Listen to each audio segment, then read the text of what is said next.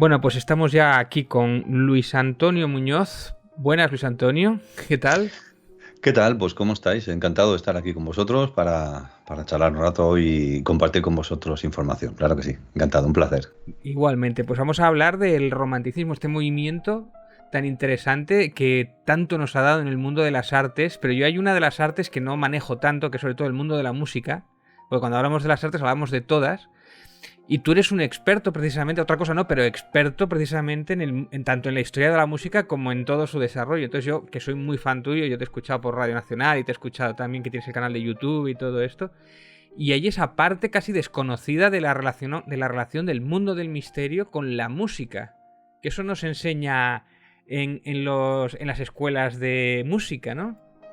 Claro, sí, bueno, la idea de la que partí para dar forma un poco a todo este proyecto que se llama Historia Oculta de la Música, que no solo es esta publicación, sino que es un proyecto de una dimensión más grande, pues yo me centré un poco en la idea de contar esas cosas que en la historia de la música no se habían contado, bien porque se consideraban tabú, bien porque no se consideraban interesantes, cuando a mí sí me lo parecen, y entonces también me guié por mi propio, como diría, por mi propia lectura de la formación que yo había tenido en conservatorios, donde la asignatura de historia era otra cosa menos apasionada, era completamente neutra, completamente desprovista de una serie de cosas que a mí sí me parecían muy importantes, que eran las creencias de los compositores, por ejemplo, ¿no? Realmente no se sabe mucho sobre cuál era la creencia profunda de Beethoven o de Mozart, ¿no? Y son los casos más conocidos, pero ya no te hablo ni de Satie, ni de otros compositores, o de Stravinsky, etcétera. Tienes que meterte en literatura de investigación de nivel más avanzado para poder centrarte un poco en eso.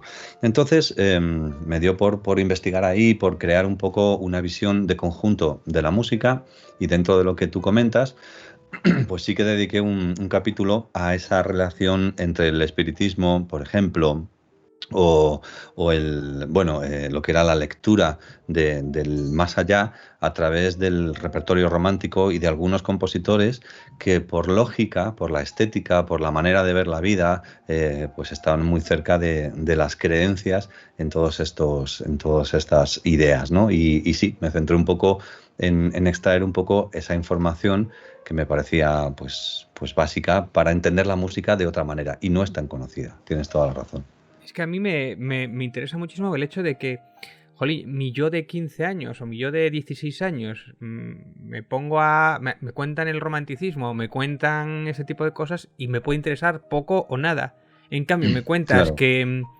Pues por eso yo llegué a Edgar Allan Poe, por eso llego yo a Lovecraft, aunque es más posterior, a Mary Shelley. Claro que son historias Ujú. góticas de terror, pues si me cuentan que la música está relacionado con ese movimiento espiritista y tal, jolín, qué importante es cómo venderte ese producto que sea educativo. Si me lo mandas de una manera, pues igual cala mucho más en unos adolescentes que de otra manera igual se apartarían de esa educación, ¿no? Claro, sí, es que nos olvidamos muchas veces que cuando Mary Shelley compone o escribe, por ejemplo, su primer boceto de Frankenstein, pues es una Una niña, casi. jovencísima, es prácticamente una niña, ¿no? Que vista sobre todo en base también a los criterios de hoy. En aquella época no lo era tanto, pero sí lo era en el fondo en cuanto a su falta de experiencia, pero no a su madurez y a su profundidad, ¿no? Como demuestra un poco La noche de Villa Diodati, donde se crean pues tanto el primer vampiro de la historia de la literatura moderna, como el Frankenstein, ¿no? Y yo cuando puedo hablar con gente de 18 o 20 años y les digo, pero tú has leído Frankenstein, porque te están hablando Hmm. de novelas de vampiros y tal, y dicen, no, no, digo, pero si es que es lo primero que tienes que hacer, ¿no? Porque te vas a sorprender de que una mujer con la misma edad que tú tienes escribiera esa monstruosidad en la mejor Que de las sí. acepciones de las palabras, ¿no? Y con respecto a la música, pues si ya de por sí la literatura, incluso siendo un referente tan fuerte como Frankenstein, que por cierto, la mayor parte de la gente se piensa que es ese monstruo verde, ¿no? que aparece en el imaginario de las personas, pero no es para nada así, ¿no? Y el que ha leído la novela conoce la complejidad de ese superhombre que va evolucionando dentro de la historia, ¿no? Si esto pasa con un personaje tan arquetípico como puede ser la criatura, por decirlo bien, ¿Cómo no pasará con los compositores que partimos de una asociación que es verdaderamente, como diría, injusta, ¿no? La música clásica es aburrida. Todo el mundo piensa que la música clásica es aburrida y es cosa de señores y señoras mayores, más bien que viven en la opulencia y que van a escuchar su conciertito para sentirse mejor. Este es como, aunque los modelos van cambiando y ahora se democratiza todo y se llega a todo el mundo, pero sí que es verdad que la gente joven parte de esa. Entonces, en los intereses un poco de la música, pues de repente, como tú dices, es absolutamente cierto. Entendida como producto, todo lo que es una iconografía concreta, como puede ser de lo que es la visión gótica o romántica o posromántica, pues se complementa mucho más y es un mundo tan rico, ¿no? El cómo se llega a componer una música en base a esas ideas y a esos conceptos, ¿no? Entonces, pues sí, en lo que se refiere un poco a mi idea, era plantear, acercar esos conceptos y hacerlos, ¿por qué no decirlo?, más comerciales en ese sentido, ¿no? Ayudar a que la gente pueda acceder porque está todo puenteado. Tú puedes pasar de Chopin, por ejemplo, que luego hablaremos de él, a Mary Shelley sin ningún tipo de problema, ¿no? Y hay que entender la complejidad histórico y social de ese contexto para ponerlo precisamente en contexto, porque no es solo música. Y eso es un poco la teoría de la que yo parto en el libro. La música no es solo música, es algo más. Está dentro de un contexto histórico y es necesario entenderlo para llegar a conclusiones y poder profundizar más. Se entiende mejor a Mary Shelley si se entiende mejor a Chopin, sin ninguna duda, o a Schumann, ¿no? Sin ninguna duda. Bueno, pero hay otros también, otros románticos en otras artes, ¿no? Pues el Goya, o tenemos o incluso Alejandro Dumas también como escritor, o Calderón de la Barca, una de las reclamas de españoles, que a mí me gustaba mucho, ¿no? Y Gustavo Adolfo Bécquer, ¿no? Que tiene similitudes con Edgar Allan Poe en de la literatura de terror. Por supuesto, claro. Sí. Entonces, ¿cómo nace todo este movimiento? ¿Por qué nace este movimiento romántico y cómo cala tanto, ¿no? Explícame. Bueno, en todos los ámbitos. en mi lectura y en la relación que yo puedo aportar desde la música, para mí el romanticismo es precisamente la búsqueda de la libertad del individuo. O sea, creo que es algo que define el movimiento y la estructura de pensamiento que implicará una nueva creatividad, ¿no?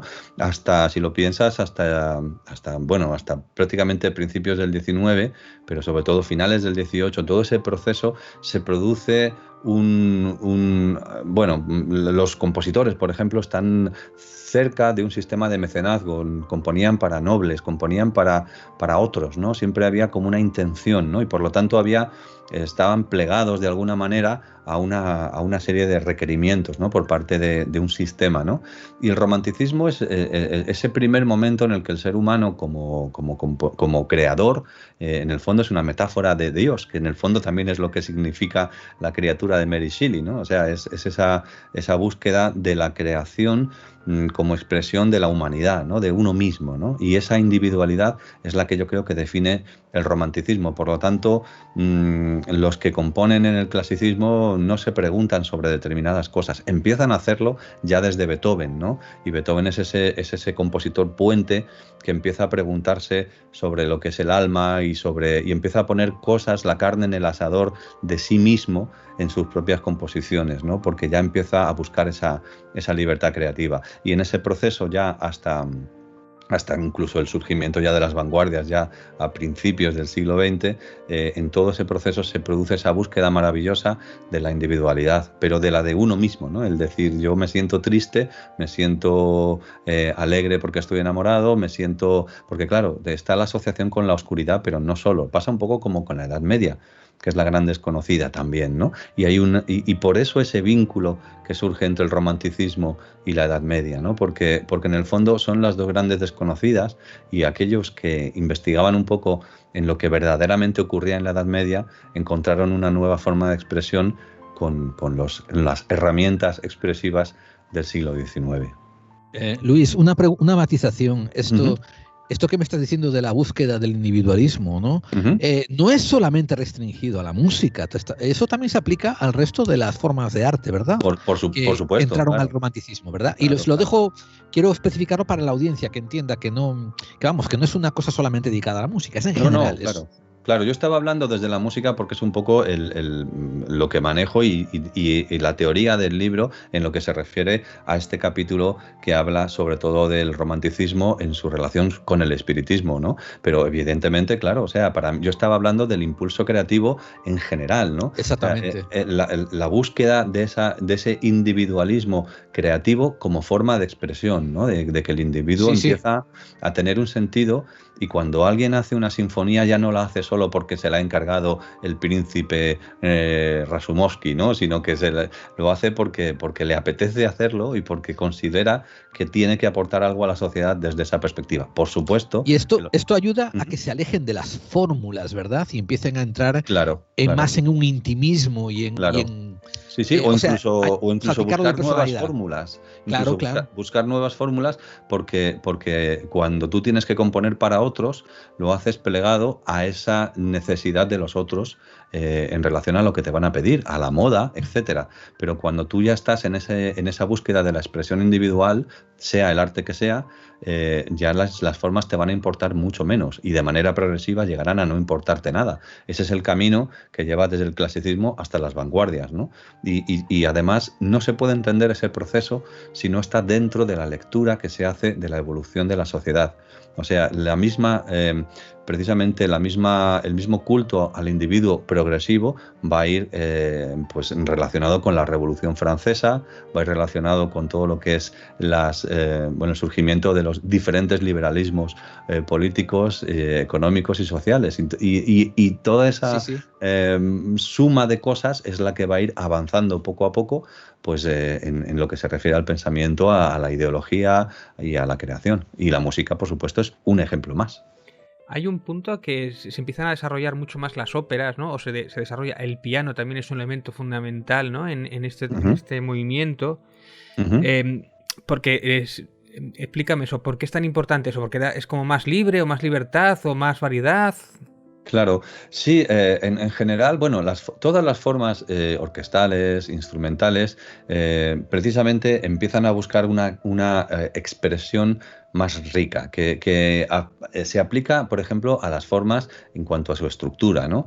Esas formas libres, o sea, todo lo que aporte, el que no te importe que haya una cárcel que venga dada por otros en la que tú te tengas que meter como creador, ¿no? Entonces, eso va a dar, pues por un lado, que instrumentos antiguos, y digo antiguos entre comillas, en el romanticismo, ten en cuenta que hay sonatas que se escriben para baritón, que era un instrumento que luego desaparecería, ¿no? Que es una especie de evolución de la viola da gamba y que quedó ahí en el romanticismo y que hoy en día ya, como hay muy poca gente que toque ese instrumento, lo tocan chelistas, pero originalmente había un puente con esos instrumentos que provenían de la antigüedad y los compositores pues escribían para estos instrumentos que luego irán desapareciendo. Entonces, la tecnología, por ejemplo, cómo afecta a los instrumentos. Los pianos empiezan a hacerse ya con mucha más calidad. Las afinaciones, se dejan los clavicordios antiguos o los pianofortes, y que eran instrumentos que ya dejaban o adolecían de una serie de imperfecciones técnicas que afectaban a la afinación, etcétera, ¿no? La normalización de los sistemas de afinación, que parece una tontería, pero el poner un diapasón único entre varios países, cuando antes los instrumentos pues eran cosas más libres, ¿no? Lo cual implica que si tú tocabas en un instrumento un concierto para piano, podías tocarlo en diferentes países e implicaba la capacidad de viajar mayor, etcétera. Y todo eso afectaba también a la comunicación, ¿no? Hacía que antes que obras tenían un carácter más local, de repente tuvieran un carácter más internacional, de manera progresiva. Entonces, la información se iba traspasando no solo con la música, sino por ejemplo con los textos y el componente filosófico de las obras. Por ejemplo, la influencia de Goethe es absolutamente crucial, ¿no? Y sobre todo del Fausto, ¿no? Para todas las óperas y obras y ciclos de canciones que se van a crear, que son aproximadamente unas 400 obras que van a ir al hilo de una historia que provenía de una historia en origen medieval, que era el Fausto de Tübingen y todas las diferentes derivaciones del Fausto que dieron lugar porque claro, hay mucha gente que no sabe que Goethe no fue el autor de Fausto, fue el que lo reinterpretó y creó ese Fausto con esa personalidad, que luego daría lugar a toda una lectura maravillosa posromántica de esa idea, ¿no? de la relación con el diablo, por ejemplo. Pero hay muchos matices muy profundos en esa historia de Fausto, ¿no? Realmente Fausto no es un nigromante que quiere ser eterno, lo que le importa es el conocimiento y necesita la eternidad para conocer todo. Entonces son matices muy sutiles que afectarán a la construcción de la música, ¿no? Y que dará lugar pues, a las escenas de Schumann, por ejemplo, del Fausto, las escenas de Fausto, o la octava sinfonía de Mahler, ¿no? Que es como la sublimación de ese lenguaje ya post-romántico que toma como referencia pues, la obra de uno de los grandes. Hoy en día Goethe se le considera un romántico, pero realmente proviene del mundo clásico. O sea, Goethe se desarrolla, sus viajes que hace a Italia son en 1700 y pico, o sea que está ahí muy cerca, ¿no? Lo que pasa es que su visión de futuro, que afectó tanto al mundo de la creación musical, pues era precisamente lo novedoso. A mí me gusta mucho el tema porque todo esto que estás hablando, yo estoy viendo una protociencia ficción, una protofantasía, o sin proto, fantasía, un montón de géneros que hoy día tenemos muy asumidos, pero que nacen aquí, ¿no? Incluso todo lo que es el tema de pues espiritismo y todo esto. ¿Cómo va calando todo esto? ¿Qué va primero? O sea, ¿nace primero el mundo espiritista y después lo difunde la música? ¿La fantasía? Claro. ¿Cómo se intercambian?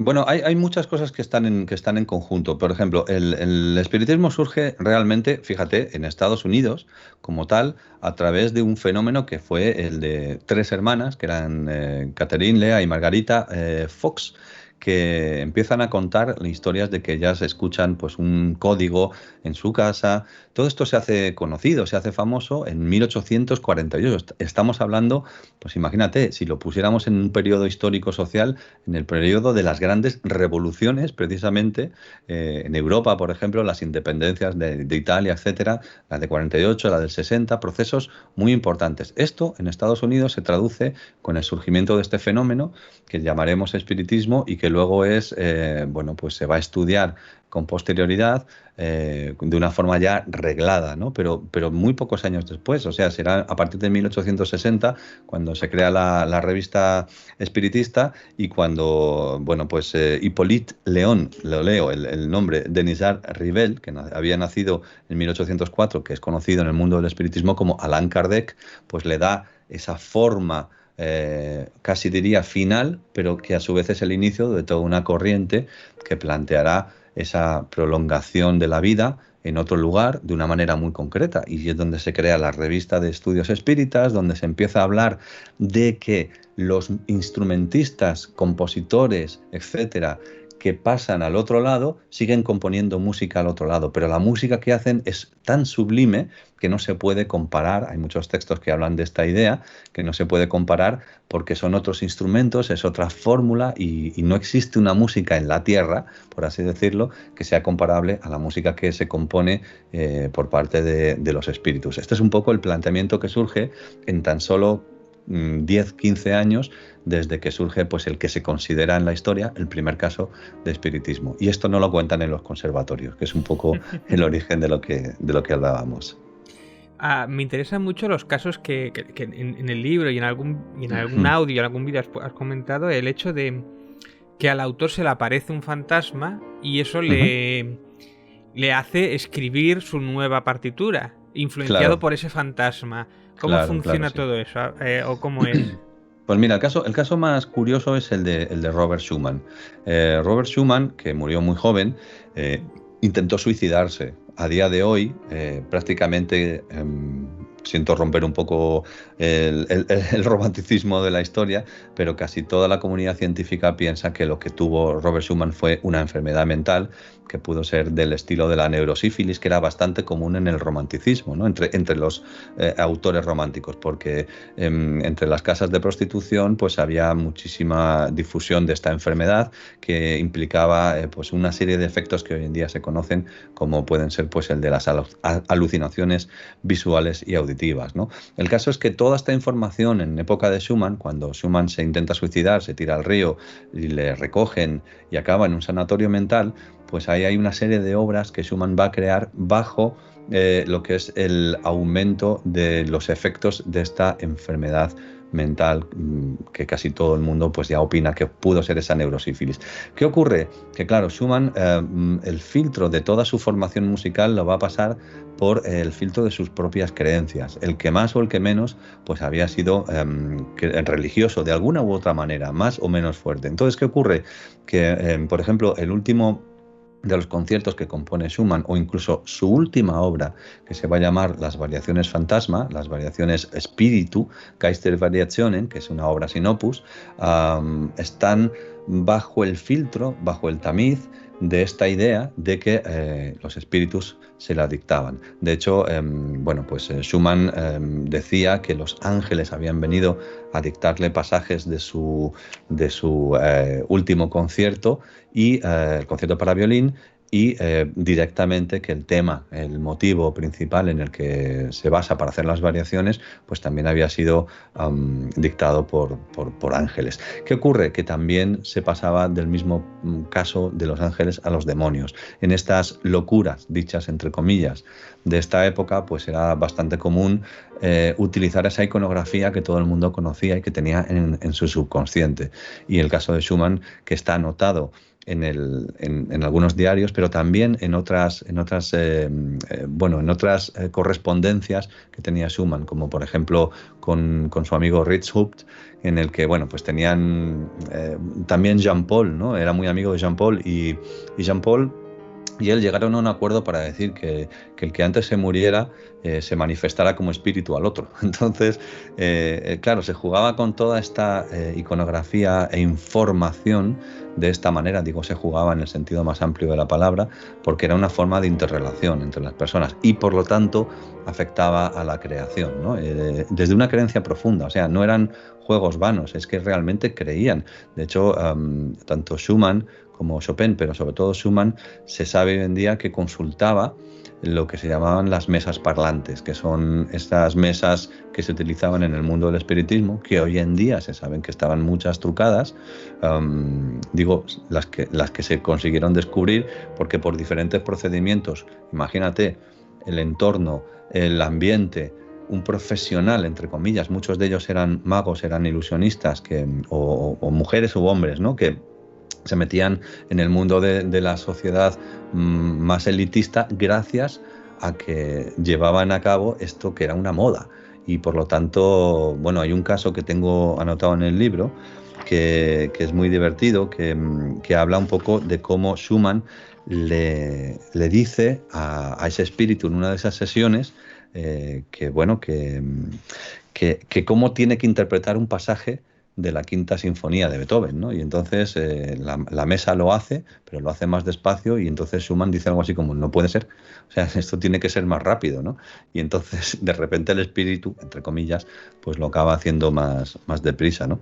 Y entonces, claro, todo esto está documentado, es que es un poco lo que yo trato de reflejar en el libro, ¿no? Lo que son las fuentes, las cartas y las partes por ejemplo, del diario de Clara Schumann, en el que habla de cosas como puede ser la propia enfermedad de su marido, cómo va evolucionando, pero también hay otras cartas. Por ejemplo, mira, la carta que le escribe, os la leo, un detallito, del violinista Joseph Joachim, que era muy amigo de Schumann, y el discípulo favorito de Schumann, Albert Dietrich, que se carteaban entre ellos.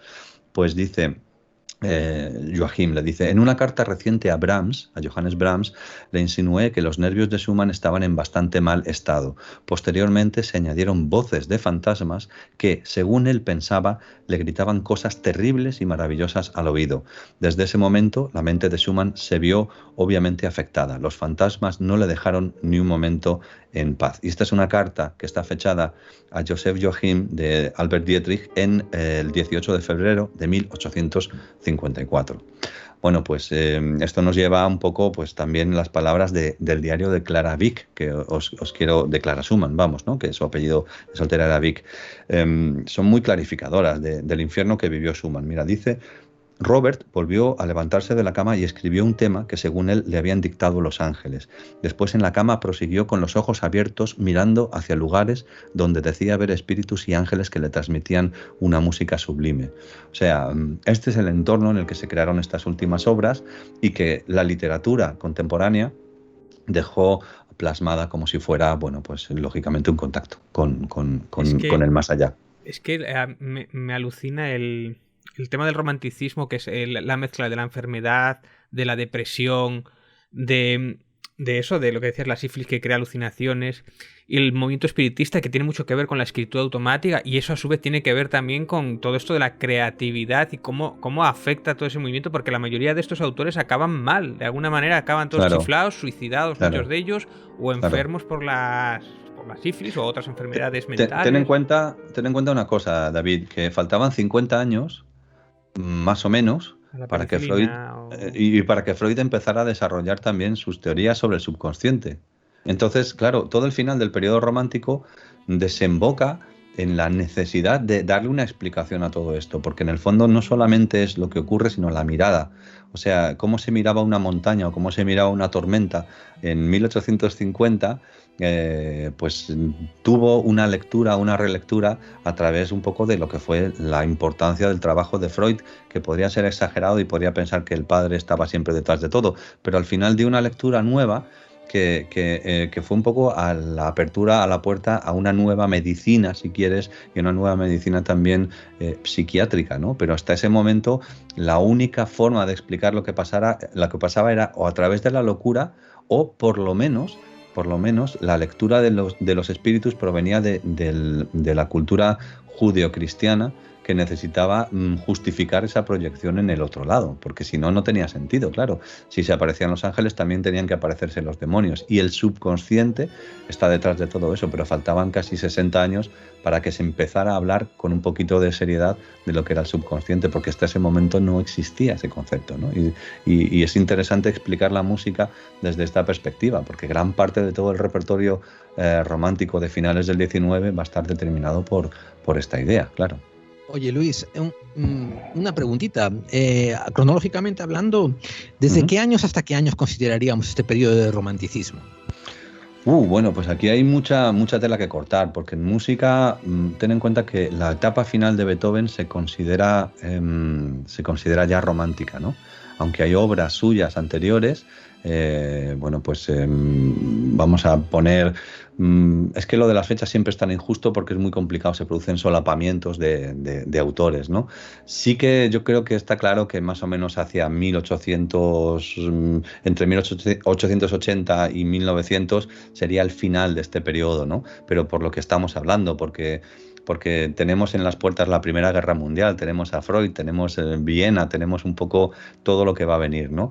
Y con todas sus matices también, ¿no? El romanticismo con todas sus diferencias. Sí, yo creo que ten en cuenta que en 1750 es cuando se considera el final del periodo del barroco, sí, como principio del periodo del clasicismo, y luego se produce ahí un solapamiento que yo creo que estaría en torno a, bueno, pues a la Revolución Francesa. Quizás sería uno de los eventos históricos que daría comienzo un poco a ese romanticismo, en la mirada de los filósofos y en la mirada de muchas cosas, porque fíjate, yo estoy estudiando ahora, aquí os anticipo, estoy haciendo un estudio sobre los Illuminati de Baviera y la música, y estamos hablando de 1776, que es cuando se fundan. Claro, o sea, claro.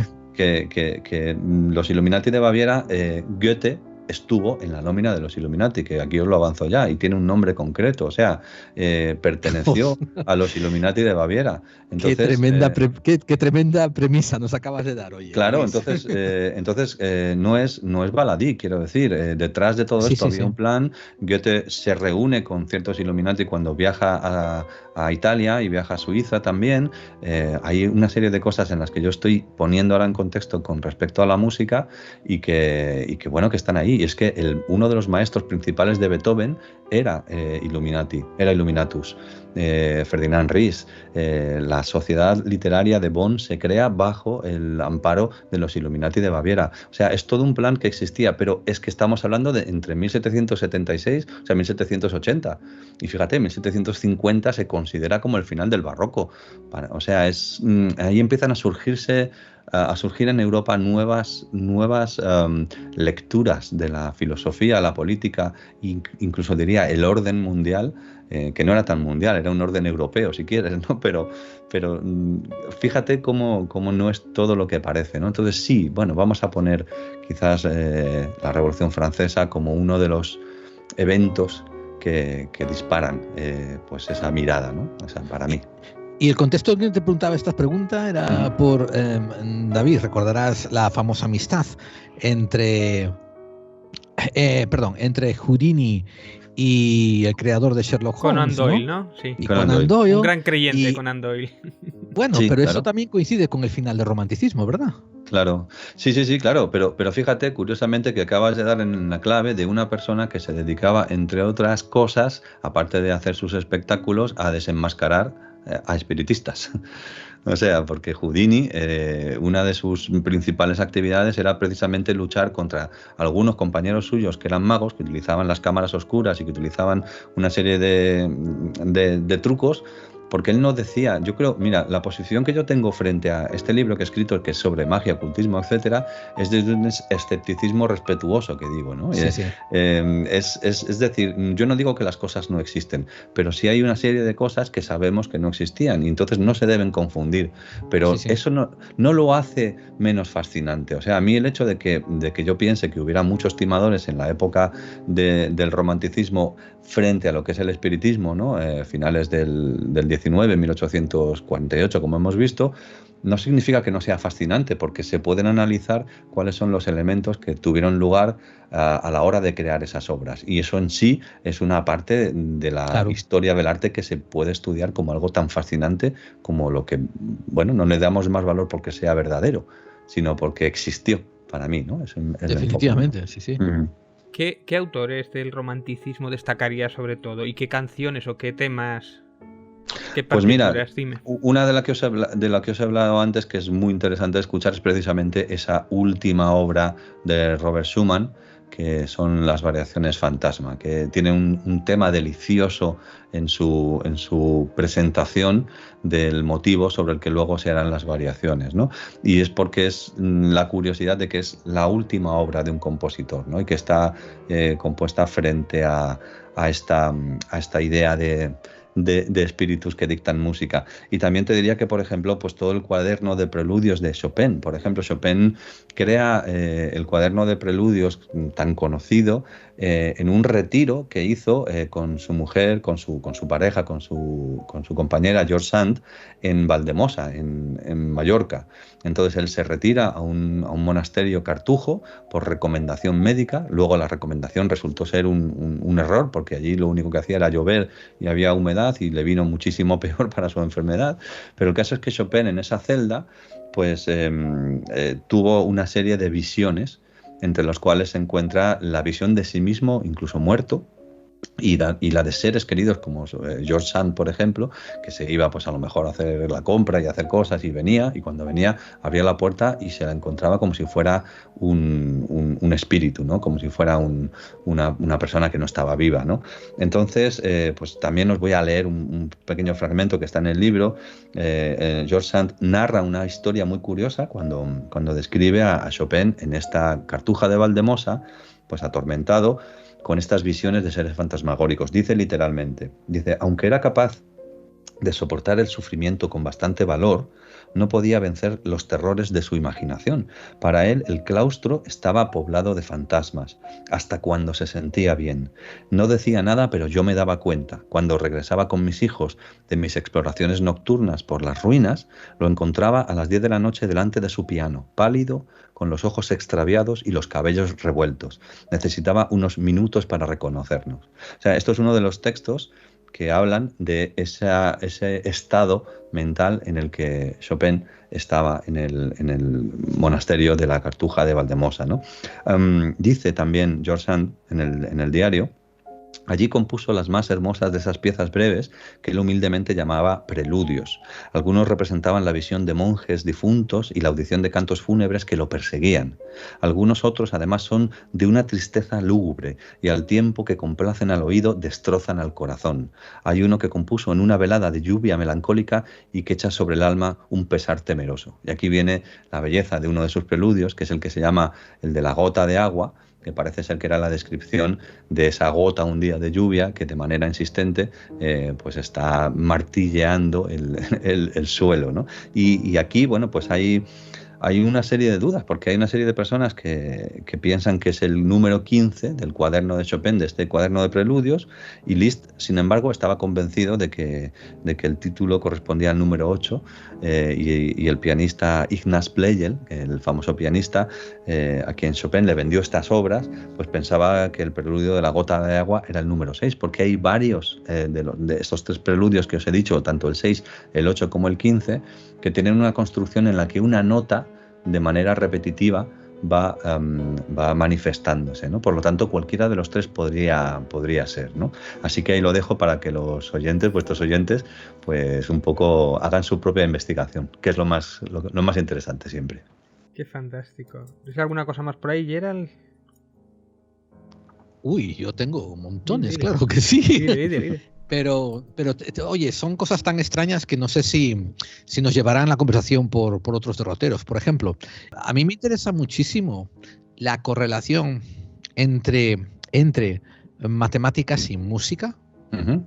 Y sobre todo por el hecho de que hubo varios místicos antes del romanticismo, en que incluso decían que la música simplemente expresaba las matemáticas de Dios y de la creación.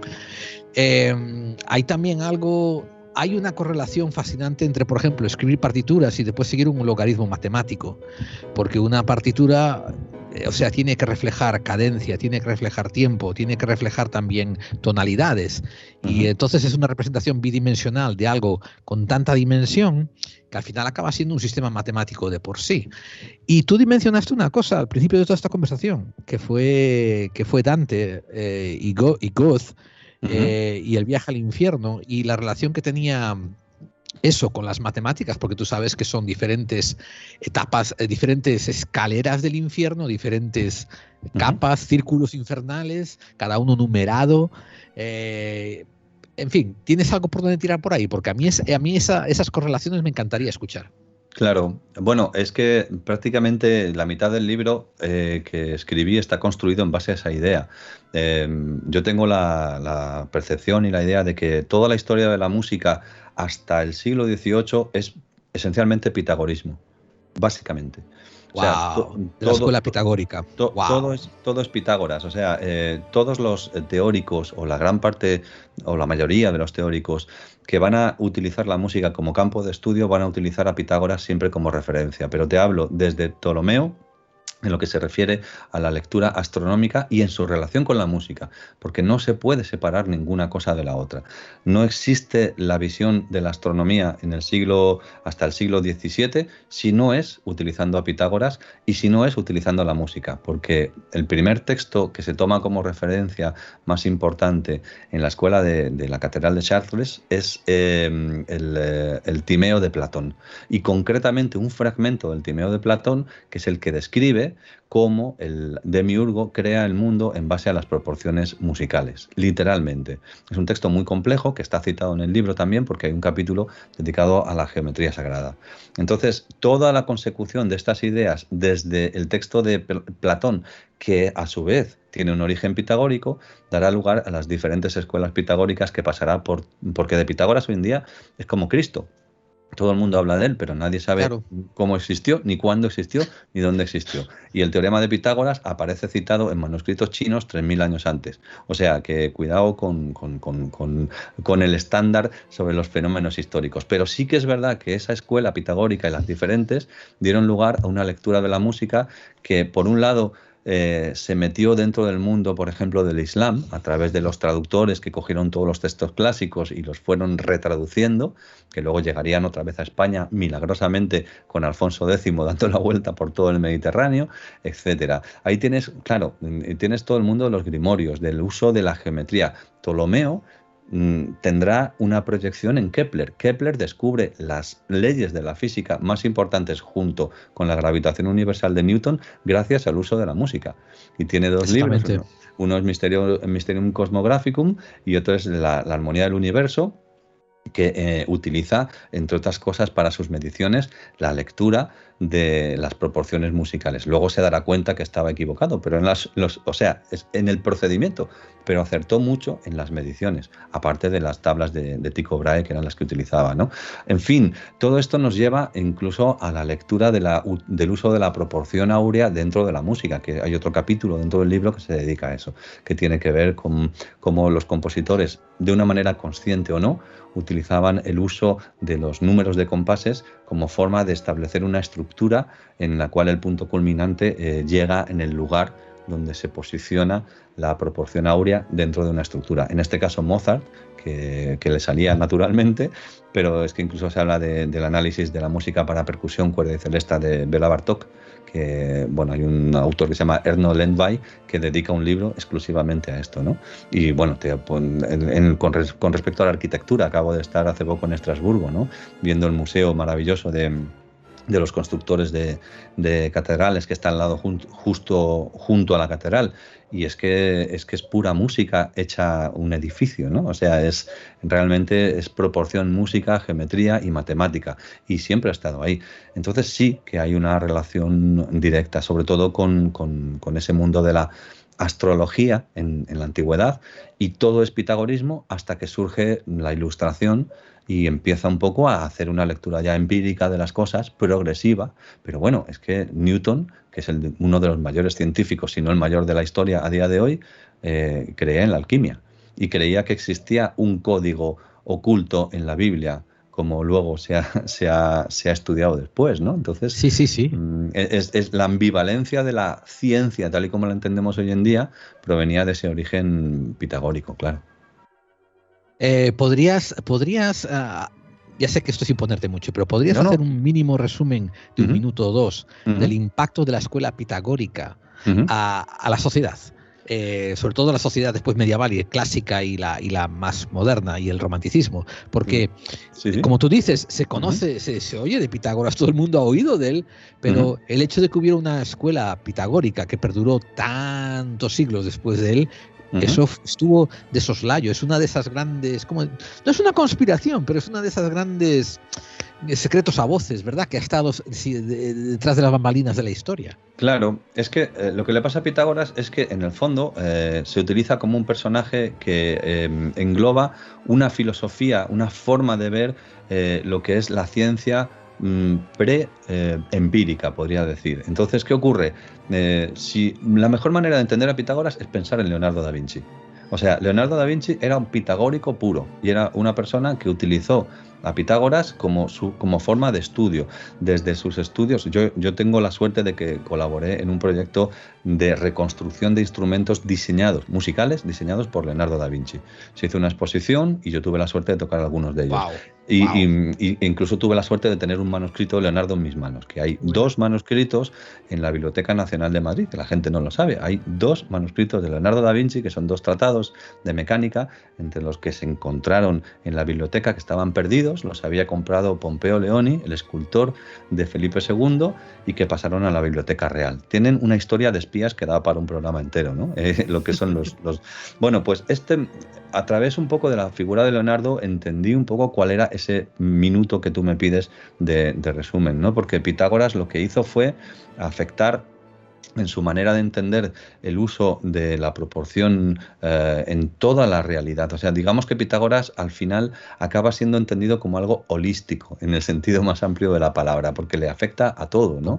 Completamente, o sea, de acuerdo. Entonces, sí, por supuesto, está lo que era el concepto de la secta como tal, si Pitágoras existió, y lo digo con un condicional, tuvo que ser alguien que tuvo acceso a lo que en aquel momento se le llamaba magia, que era lo más cercano a la ciencia de hoy en día. Entonces él estuvo seguramente en Alejandría, y si no, pues alguien que se llamaba parecido pasó por allí y recaló después en Grecia con ese conocimiento que provenía de lo que llamamos hoy en día pues la magia alejandrina, ¿no? Que a su vez era la magia egipcíaca.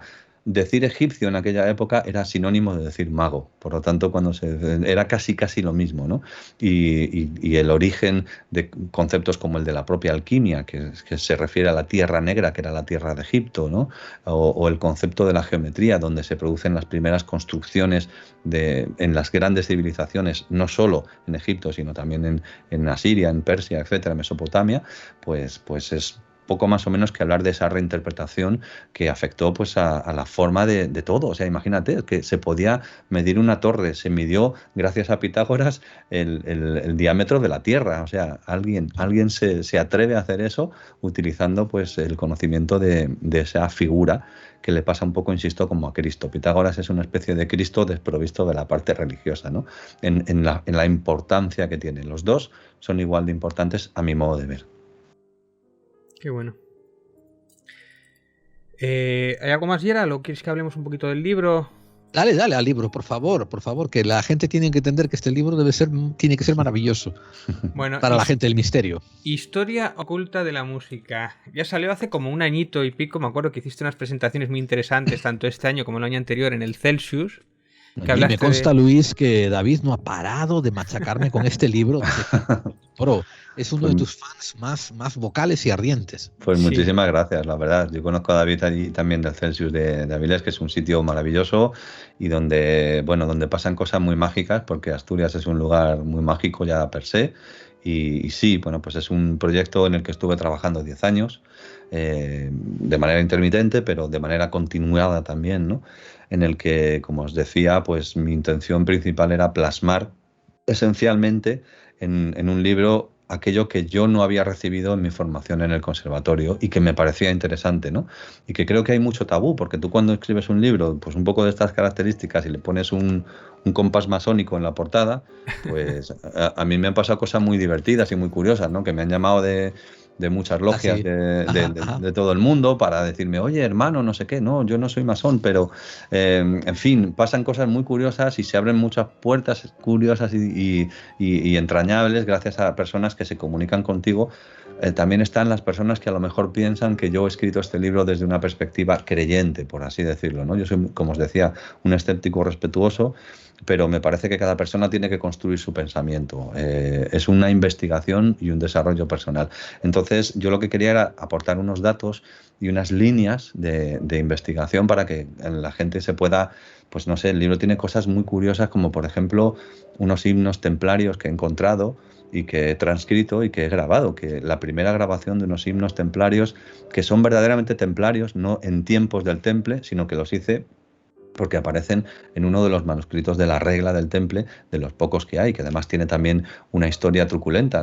Robaron el manuscrito en Dijon, en la Côte d'Or, y lo robaron y solo se quedó el microfilm. Entonces contacté con los bibliotecarios, me pasaron el microfilm, hice mi propia transcripción y los grabé y están en el canal de YouTube, donde la gente pues puede leer este libro de una forma multimedia y puede crearse una lectura abierta, porque yo propongo unas audiciones, pero a su vez el propio canal te va llevando también a otros sitios un poco por temas de eso hay que decirlo, que para leer este libro viene como acompañado de unos enlaces que con cada tema, cada capítulo tiene unas canciones que están relacionadas con ese tema, que eso me parece muy original, ¿no? O sea, que de lo que te está hablando lo estás oyendo.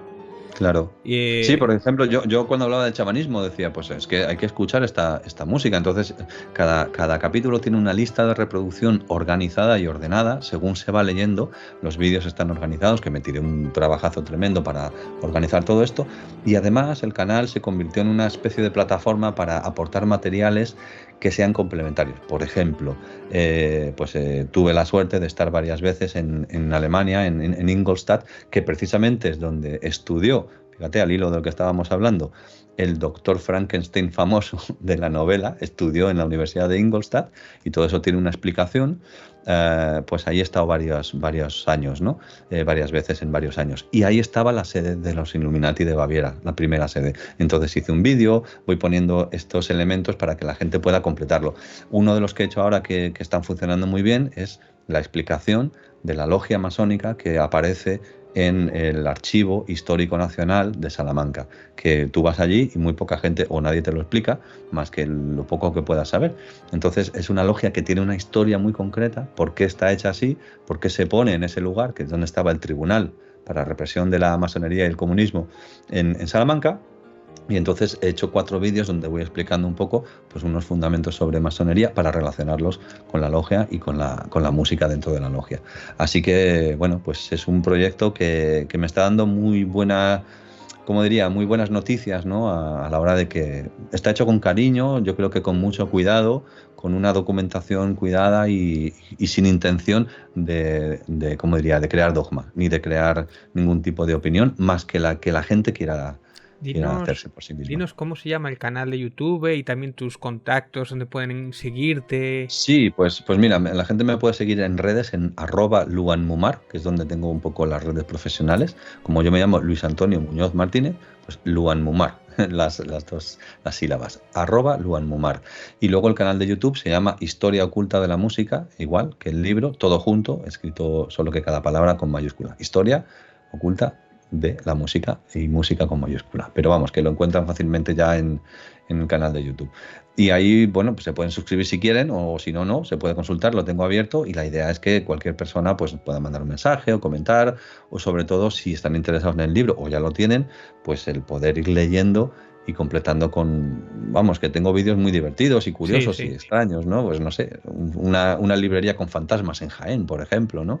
Y me encontré de repente un cantador flamenco. Hay cosas muy curiosas que son que tienen que ver al hilo y para mí es dejarle la importancia que tienen a todas estas cosas. O sea, que la importancia es un mundo bonito, el del misterio, y es un mundo para que la gente... A todos nos gusta contar historias alrededor de la hoguera por la noche, ¿no? Y salir a mirar las estrellas y preguntarnos sobre quiénes somos y cuán grande es eso que observamos, ¿no? A mí me gustan mucho esas ideas. Yo era de los que me crié viendo la alerta OVNI que se hacía todos los veranos, ¿no? Qué bueno. Y salía ahí a imaginarme cosas, ¿no? Y el ser humano tiene que abrir esas puertas de la percepción y de la imaginación, sí. No sé, cuando dijiste esto de una librería con fantasma, no sé, me imagino a alguien acercándose a la librería, apartando un libro y que le salga un tertuliano de televisión detrás. Bueno, claro. Pero fíjate, me pasó una cosa muy curiosa en esa librería. Una librería de fantasmas que tiene muchos libros como organizados en pilas. Es una cosa como muy... Es un hombre que empezó en Jaén, empezó en Cádiz realmente vendiendo libros en la calle y acabó recopilando tantos libros que acabó por tener una librería que se llama Zócar, Planeta Zócar, que está en Jaén. Y fui, es un hombre muy amable que me atendió, le hice una entrevista allí y me fijé en un solo libro. En uno solo. Mi mente se fijó en un libro entre 4.000, 5.000, no sé cuántos puede haber, ¿no? Y el libro es un libro sobre fenómenos paranormales falsos. Qué bueno. Escrito por James Randi, que era una especie de Houdini. James Randi. Claro. Grande James Randi, que se nos fue hace poco todavía. Sí, tenemos un programa pendiente de James Randi, le había comentado yo de hacerlo. Yo soy muy... Pues me fijé en ese libro que se llama Fenómenos Paranormales Falsos, en el que precisamente empieza hablando de Conan Doyle, que antes hablabas de él, y de su episodio con las fotografías de hadas, etcétera. Y me fijé en ese libro de entre 5.000 libros. Dije, o sea, cómo funciona el subconsciente y la capacidad de conexión con lo que estamos viendo, ¿no? Ahí nuestro querido Carl Gustav Jung no hubiera podido parar de hablarte de serendipias. Bueno, es que tengo otra historia con Carl Gustav Jung alucinante también, y es que por una circunstancia concreta, una persona con la que yo estuve muchos años, estaba documentándose para un libro que estaba escribiendo, fuimos a la FNAC a preguntar una cosa sobre Jung, precisamente un libro que tiene sobre alquimia y sincronicidad, algo así, Y le preguntamos a la persona allí en la FNAC y le dijimos, mira, estamos buscando Psicología y Alquimia, se llama el libro, de Gustav Jung. Y dice, pues mira, no lo hemos tenido, pero ahora mismo lo tenemos aquí y lo tengo en una caja aquí abajo, lo tenía en los pies. O sea, yo creo que es la broma más grande que te puede pasar si vas a buscar un libro de Jung que te va a hablar sobre sincronicidad. O sea, que te digan eso en la FNAC, pero te lo juro, como te lo estoy contando. O sea, el Psicología y Alquimia dice, mira, no lo hemos tenido, pero me lo acaban de traer y tengo la caja aquí abierta en mis pies. Y eso es la persona de información. Esas cosas pasan. Qué maravilla. Luis, te tenemos que emplazar para otra cita, para otra visita, ¿eh? Claro. Estoy seguro que nos han quedado miles de cosas y eso, y tú seguro que todavía tienes un montón de historias más que compartir, ¿eh? Pues sí, y además me gusta contarlas. Mi padre es profesor y tengo esa vena un poco así docente que me viene ahí como de la sangre, ¿no? Mi padre contaba ¿cómo diría? Las ecuaciones de segundo grado, daba clases de matemáticas y las contaba como si fuera una película de espías. Entonces los números se cambiaban de signo para que no los descubrieran en el otro lado de la frontera, ¿no? O sea, entonces siempre me ha quedado un poco ahí una reminiscencia. O sea, que yo contar historias y un poco en esta línea, encantadísimo, claro que sí, por supuesto. Qué grande suena tu padre, ¿no? Como docente. Te lo digo sí. Que si me hubiera tocado a mí, seguro que tendría otra relación con las matemáticas. Le conocía, más allá que la que tuve. Mi padre es un personaje maravilloso que cogió y acabó siendo profesor de universidad de informática, y el primer libro y el primer ordenador que entró en mi casa fue por mí, y le dije, papá, esto no lo vas a entender nunca. Le dije yo, con 12 años, y acabó siendo profesor de informática en la facultad. Entonces, para que te hagas una idea. Y daba las clases en la facultad igual que las daba en la EGB, o sea, les contaba las mismas historias y le conocían como el profesor del algoritmo del huevo frito. Y así sacaba las mejores notas en las listas no oficiales, porque, bueno, pues es una pasión y a veces lo importante ya no es el conocimiento, sino la manera en la que se transmite. Yo eso fue lo que más aprendí de él, ¿no? Entonces sí, si hubiera tenido yo también buenos profesores, a lo mejor no habría escrito este libro, porque me lo habrían dado esta información. Sí. Qué bien, sí, qué importante eso que has dicho, lo de divulgarlo bien y divulgarlo de manera que nos atraiga, ¿eh? Yo eso, bueno, eso lo podía decir del misterio, porque a raíz de investigar el misterio yo he llegado a otros sitios que nunca hubiera imaginado cuando era adolescente, cuando yo aborrecía estudiar, y ahora con 40 años me encuentro estudiando libros, encontrando y buscando cosas que ni se me hubiera ocurrido en los años cuando yo tenía 20 años, fíjate. Claro. Y si hubieras tenido probablemente alguien que hubiera podido ponerte esa pasión, ¿no? Y esa, sobre todo, la necesidad de que tú mismo hagas tu propio camino en tu búsqueda. Que eso es algo que yo creo que es algo que en lo que se debe investigar más en el sistema educativo, ¿no? Ahora estoy viendo que hay nuevas tendencias un poco sobre el trabajo en equipo, etcétera. También es verdad que a veces se desvirtúa también la cultura del esfuerzo, ¿no? De lo que te cuesta conseguir los datos, porque ahora mismo, claro, la gente dice, ¿cómo? ¿Un libro? ¿Cómo es esto? En internet, pero si tengo todo ahí. Bueno, ya, pero es que todo lo que tienes ahí igual no es cierto. Claro. Y también tienes que hacer tu propio camino, ¿no? De ver hasta qué punto eso. Y que un libro que te lo cuenta de un autor que te puede gustar y te lo cuenta de una manera y te entra mejor que de otro que igual está peor escrito, por ejemplo, o lo que sea, ¿no? O sea, por ejemplo, a mí hay un autor que me fascina, que es Bill Bryson, que tiene un libro que se llama Una breve historia de casi todo, sobre ciencia, que es una maravilla, pero porque Bill Bryson, que era estadounidense, se casó con una inglesa y se le quedó lo mejor del humor inglés para contar esas historias. Entonces te habla de una manera divertidísima, pero con mucho fundamento de todo el mundo de la ciencia. Y entonces tiene otro libro también maravilloso que es una especie de viaje que hace por los Apalaches, en la que, bueno, pues te va contando toda la historia, ¿no? Incluso te habla de geología. Es que la divulgación viene desde la pasión. Si no hay pasión, es muy difícil divulgar, porque entonces se convierte en algo tedioso y solamente se hace cuando tienes la obligación de hacerlo, no cuando tienes la necesidad de buscar. Bueno, pues yo creo que vamos a terminar aquí, ¿no, Gerald? Sí, ya hemos apausado bastante de Luis, nos ha dedicado una hora entera. Muchísimas gracias. No, a ti, Luis, muchísimas gracias. Nos sentimos mucho más enriquecidos y con más conocimientos después de tener esta charla contigo. Estoy seguro que nuestra audiencia se siente igual. Pues es un placer estar con vosotros aquí y nada, eso que os animo a que sigáis ahí con vuestra labor de difusión, que un saludo a todos los oyentes y todos los espectadores de vuestro canal y bueno, pues que enhorabuena y que muchísimas gracias por la invitación. Nada, a ti.